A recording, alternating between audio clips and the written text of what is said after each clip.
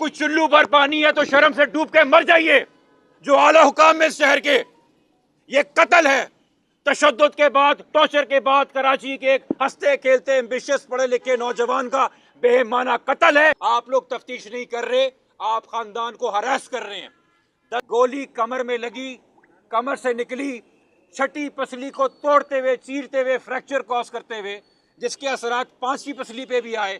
बहुत ही शर्म का मुकाम है, हाईली कंडेमेबल है कि पुलिस तफ्तीश के नाम के ऊपर मीडिया पे ये खबरें चलाई जा रही हैं कि इनके अज़वाजी ताल्लुकात क्या थे या खुला के हवाले से मामलात क्या थे।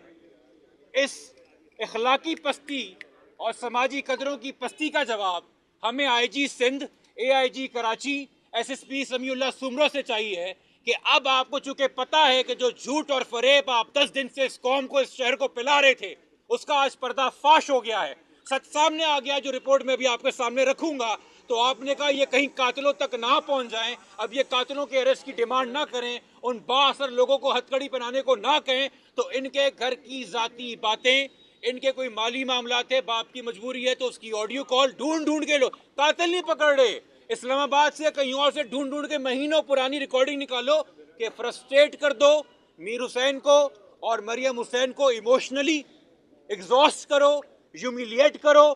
या आप तफ्तीश कर रहे हैं या आप हिरासा कर रहे हैं। IG Sindh, AIG Karachi, SSP Samiullah Soomro और जितनी भी इन्वेस्टिगेशन टीम के अरकान है, मैं क्यों वोकली आपको कह रहा हूं, आप लोग तफ्तीश नहीं कर रहे, आप खानदान को हरास कर रहे हैं।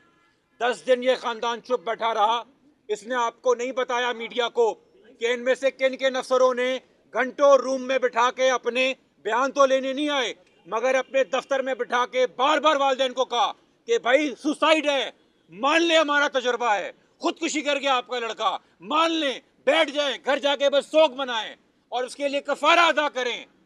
ये शहर का एआईजी कह रहा था, एआईजी कह रहा था।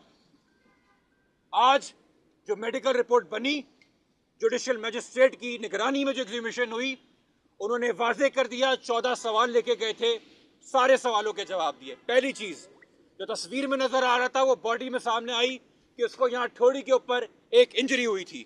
दूसरी चीज, उसकी आंखें का एरिया इतना कंप्रेस और धसा हुआ था कि जैसे जब शुरू की तस्वीर में वो फूला हुआ था और अब बिल्कुल ही खत्म हो चुका था, कि जैसे उसके चेहरे और आंख के ऊपर शायद कोई गैर कुदरती मवाद डाला गया है। इसलिए उसके चेहरे के ऊपर से सैंपल्स लेके भेजे गए हैं स्किन के लैब के लिए कि बताया जाए कि अगर इसमें किसी किस्म के केमिकल ट्रेसेस मिल रहे हैं कि नहीं।